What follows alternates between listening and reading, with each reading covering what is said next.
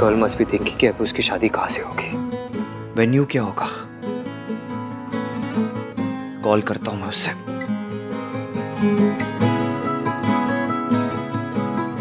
इतने major meltdown के बाद कॉल कैसे करूं उसे? तो क्या करूं मैं? क्या हो गया है तुझे Aahan? You never this confused.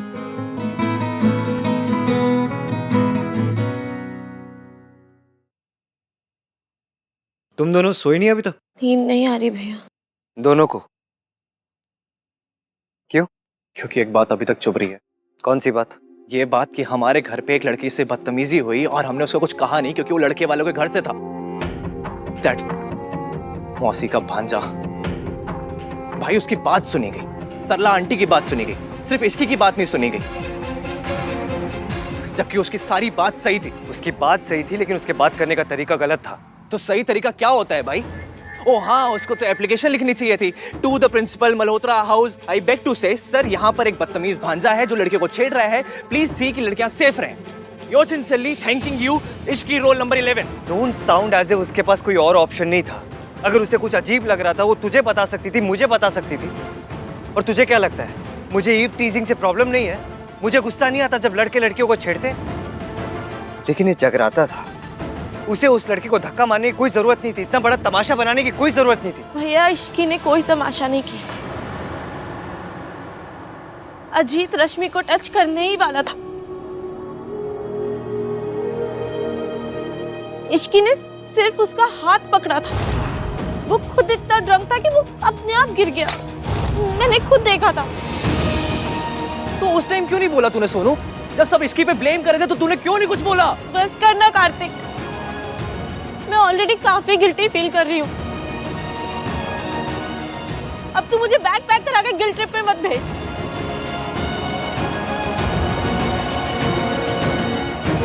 भैया गलती मेरी है, मुझे सबके सामने इश्क की साइड लेनी चाहिए थी। इश्क सच बोल रही थी और आप उस मौसी के भांजे की हरकत को जस्टिफाई कर रहे थे। शट अप कार्तिक, मैं किसी को जस्टिफाई नहीं कर रहा था। ओह रियली भाई? आपने सबके सामने रश्मि के कपड़ों पर कमेंट किया। जिस लड़की के साथ बदतमीजी हुई आपने उसको ब्लेम किया, जिसने उसके अगेंस्ट बोला आपने उसको ब्लेम किया। आपको लड़कियों पर ब्लेम ही करना है तो फिर आप अपना नाम क्यों नहीं बदल लेते हो? आप समाज रख लो ना अपना नाम। फिर लोग आपसे यही एक्सपेक्ट करेंगे कि अरे ये तो समाज है, ये तो लड़की को ब्लेम ही करेगा। हो गया? और कुछ बोलना है? मैंने जो किया उसे लड़कियों को ब्लेम करना नहीं कहते। रियली भाई?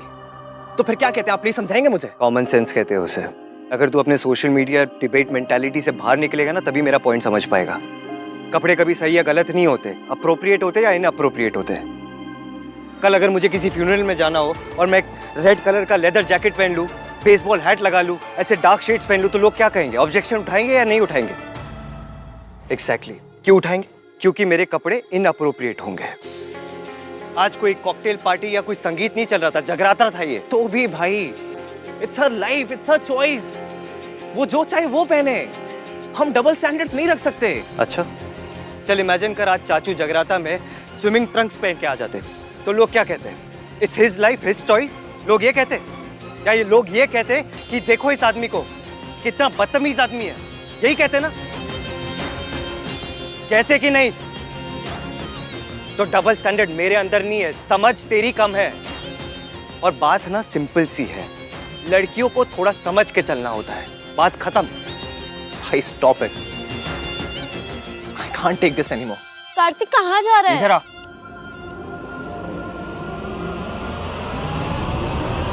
इधर आ।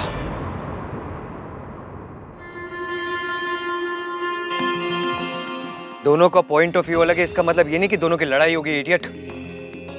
मैं तुझे बस ये समझा रहा हूं कि रश्मि को भी थोड़ा केयरफुल होना चाहिए था और उस लड़की को जगराते में इतना बड़ा तमाशा करने की कोई जरूरत नहीं थी। हम कितने भी मॉडर्न हो जाए लेकिन कुछ चीजें होती है जो कभी नहीं बदलती। और हम लड़की वाले हैं यार, हमें थोड़ा संभल के चलना चाहिए। भाई आपके थॉट्स बहुत पुराने हैं और टाइम के साथ पुरानी चीजें बदल देनी चाहिए भाई। ओए खोते, पुरानी तो मैं भी हो गई हूं, बदल दे मुझे। ले आ नहीं दादी, आहन बिल्कुल सही कह रहा है। एक तो हम लड़की वाले, वो भी ऐसे लड़की वाले जिनके घर में पहले से एक शादी टूट चुकी है। लेकिन अब इस घर में कोई दूसरा रिश्ता मैं टूटने नहीं दूंगी। दादी सही कह रही है, एक और रिश्ता टूटा तो ये चोट हमारी फैमिली बर्दाश्त नहीं कर पाएगी।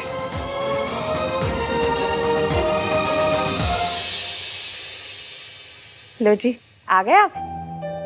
कल के नाश्ते का मेन्यू बना रही हूँ। पूरी छोले, आलू टिक्की, मटर कचौड़ी, पनीर कुलचा और बादाम का हलवा। ठीक रहेगा ना?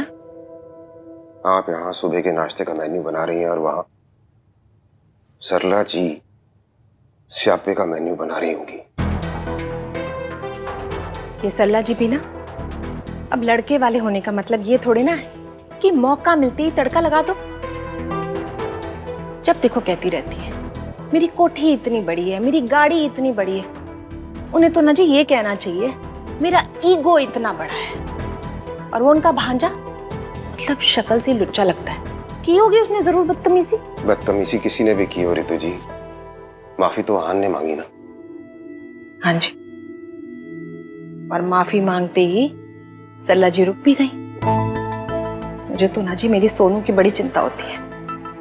मतलब हमने तो रोज रोज नहीं निभाना ना उनसे, उन्हें तो होली दिवाली बर्थडे पर जाना है। लेकिन हमारी सोनू, उसको तो वहीं रहना है उनके साथ। पता नहीं जी वो कैसे निभा पाएगी। रितु जी आप सोनू की चिंता मत कीजिए, राज है ना वहाँ। राज हमारी सोनू से बहुत प्यार करता है, आप देखिएगा। लेकिन सच बात तो ये है ना जी कि इश्क की सास के मामले में सोनू से ज्यादा लकी है। मयंक की फैमिली काफी अंडरस्टैंडिंग वाली लगती है। क्या अंडरस्टैंडिंग बनो लगा रखी है। एक गल जाके उस लड़की से कहनी थी ना जो हमारे जगराते में तमाशा कर रही थी। ए तो रब का शुक्र है कि अब वो लड़की इस घर में दिखाई नहीं देगी। हान पुत्र, इसकी की शादी इस घर से ना करने का तेरा फैसला बिल्कुल चंगा है। जब तूने मयंक को बताया तो वो नाराज तो नहीं हुआ ना?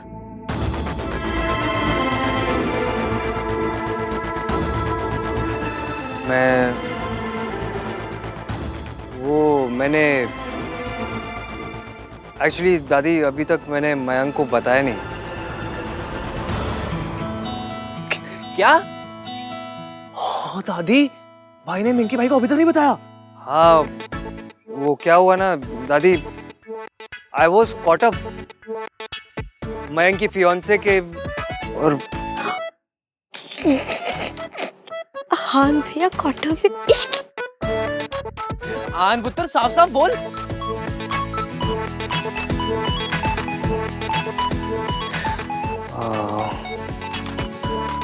दादी रहने दीजिए ना, लेट इट बी। तू सोनू का रिश्ता तुड़वाना चाहता है। अगर इश्की इस घर में आती जाती रही तो ये रिश्ता होगा ही नहीं, वो ये रिश्ता होने ही नहीं देगी। दादी वो ऐसा कुछ नहीं करेगी, आई प्रॉमिस। भाई का ट्रस्ट इश्की पर। दादी और हमें मयंक और उसकी फैमिली के बारे में भी तो सोचना चाहिए। एंड मोमेंट पे उन्हें वेन्यू भी ढूंढना होगा। ऊपर से मयंक के पापा की तबीयत भी इतनी अच्छी नहीं है, टेंशन और बढ़ जाएगी ना दादी। बुरा लगेगा उन्हें, वो कल सगाई भी है, वो क्या सोचेंगे। इतनी अच्छी फैमिली, पता नहीं ऐसी लड़की को बहू क्यों पसंद किया। दादी मयंक ने डिसाइड कर लिया है, अब वो प्यार करता है तो अभी इसमें हम क्या कर सकते हैं। मैं ये सब मयंक के लिए कर रहा हूँ, मुझे उस लड़की से कुछ लेना देना नहीं है दादी। अब तुमने तय कर लिया है तो कर लिया है, मैं क्या कर सकती हूँ।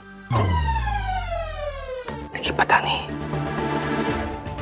मुझे लग रहा है ये लड़की कुछ तो गड़बड़ करेगी।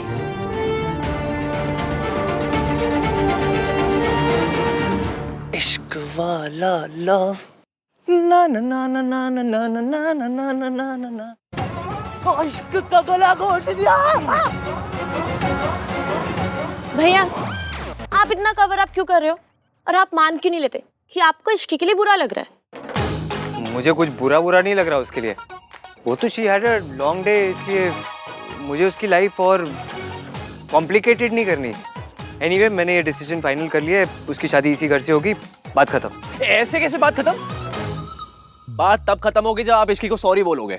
हाँ आहान भैया सॉरी बोलेंगे, वो भी इश्की को। और क्या, मेरे पास तुम दोनों के स्टूपिड एंटिक्स के लिए टाइम नहीं है। ओके, जा रहा हूँ, बाय। सॉरी तो बोलना पड़ेगा। हाँ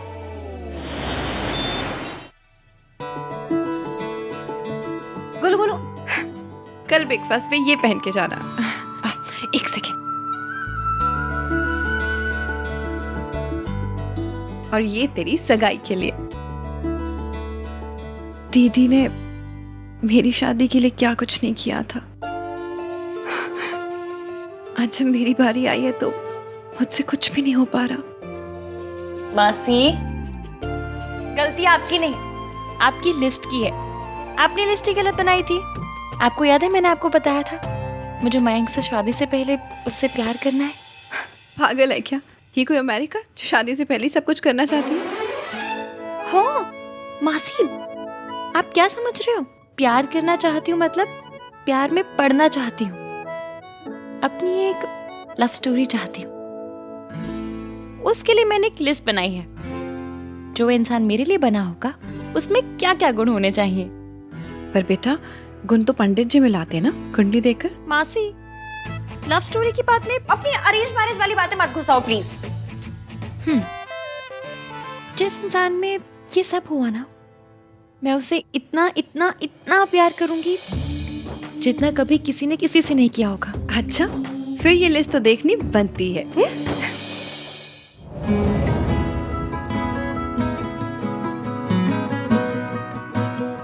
आहान, अरे तू ये क्या करने बैठ गया?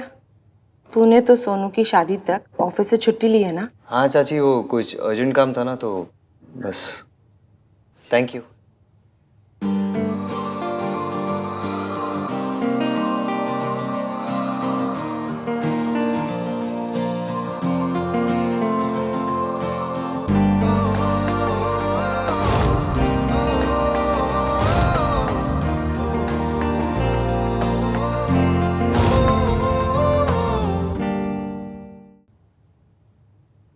इश्की की लव लिस्ट। नंबर 1, ये आंखें बंद करो तो उसका चेहरा दिखाई देता है। मयंक दिखा। मासी, कंसंट्रेट करने दो।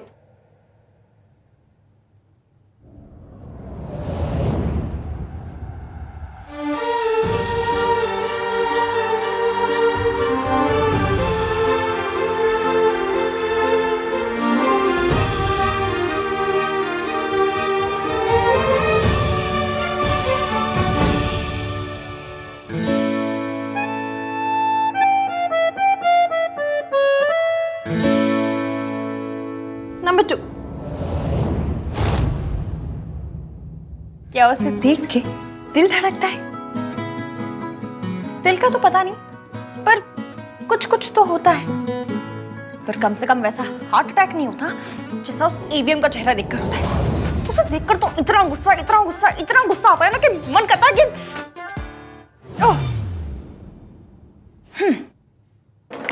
तीसरा,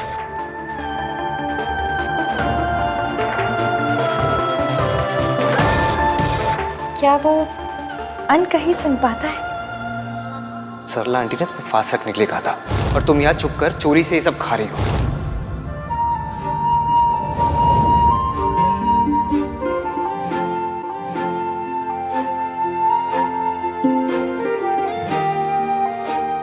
नंबर 4,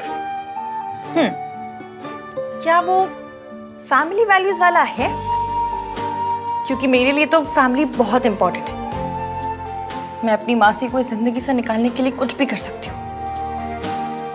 क्या उसके लिए फैमिली मेरे जितनी इंपॉर्टेंट है? ये जो तुम्हारी हरकतें हैं, ये पता है क्यों है? क्योंकि तुम्हारे मॉम डैड ने तुम्हें कभी फैमिली वैल्यूज सिखाया ही नहीं। उसे क्या पता? नाम 3 है लेकिन दिल एक भी नहीं है। अता पता कुछ है ही नहीं। जब देखो मशीन गन की तरह थर थर थर थर शुरू हो जाता है बस। उसके बारे में सोचना बंद कर और नंबर 5 सोच।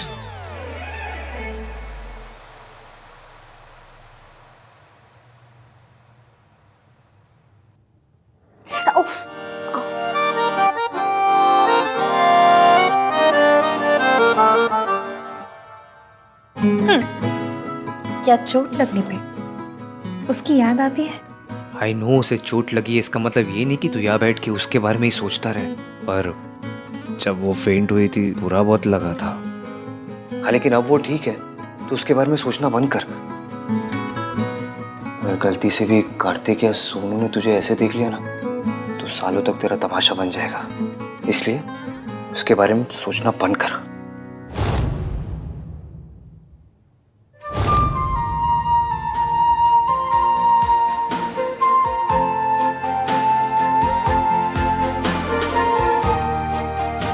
एक बार सॉरी बोल देता हूँ।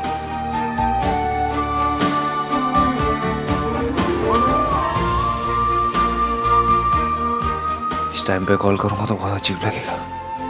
It's too late.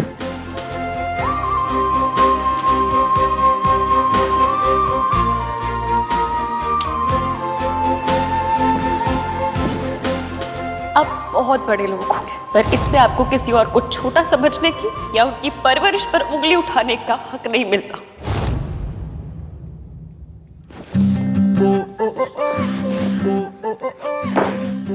बंद कर उसके बारे में सोचना, कुछ और सोच। एक काम कर, कॉन्टिनेंट्स के नाम गिन ले या कंट्रीज के नाम गिन ले, या एक काम कर तू इंडियन क्रिकेटर कैप्टन्स के नाम गिन ले। गांगुली, धोनी, इश्की, विराट। धोनी के बाद इश्की कैप्टन कब बनी? इडियट। मत सोच उसके बारे में, भूल जा। आहान ने मयंक को अब तक बताया क्यों नहीं कि वो नहीं चाहता मेरे और मयंक की शादी उसके घर से हो? आज जो कुछ हुआ उसके बाद मैं कल उसके यहाँ कैसे जा सकती हूँ? खुद ही पूछ लेती हूँ।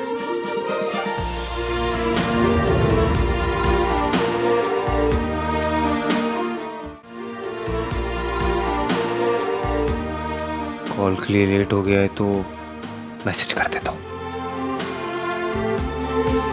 लेकिन मैसेज में इमोशंस कन्वे कैसे होंगे? इमोशंस कन्वे तब होंगे ना जब इमोशंस कन्वे करने होंगे। मुझे तो सिर्फ बात ही करनी है। जब बात ही करनी है तो कल सुबह ही बात कर लेना। सो जा चल।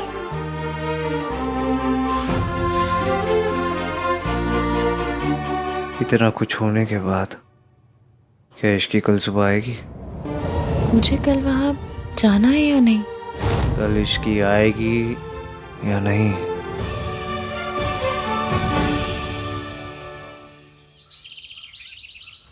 तुझे पता है ना, मम्मी जी को लड़कों का किचन में आके काम करना बिल्कुल पसंद नहीं है, तो तू क्या कर रहा है यहाँ पर?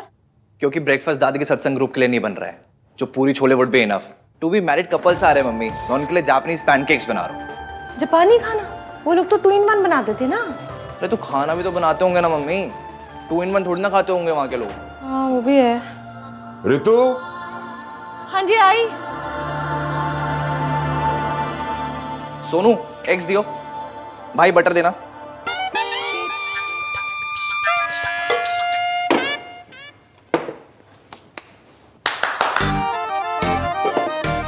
मैं ये पानी और सॉल्ट से पैनकेक्स बनाऊं। सोनू एब्सेंट माइंडेड है, समझ में आता है, क्योंकि वो अपने फियांसे का वेट कर रही है। पर आप किसके इंतजार में ऐसे ये खोया खोया चांद बने हुए हो? शट अप कार्तिक, मयंक का वेट कर रहा हूं मैं। ओह, तो दोस्ती प्यार में बदल गई। अब ऐसे आए भर भर के कोई अपना फ्रेंड का तो वेट करता नहीं है।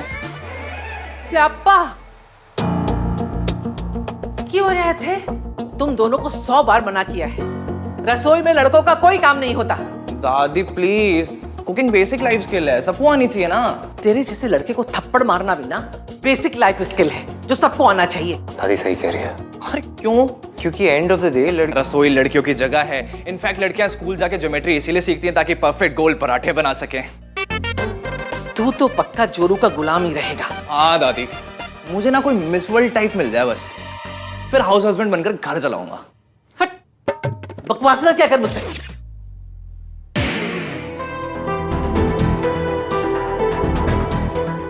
पता नहीं ये इसकी कब आएगी, आएगी या नहीं।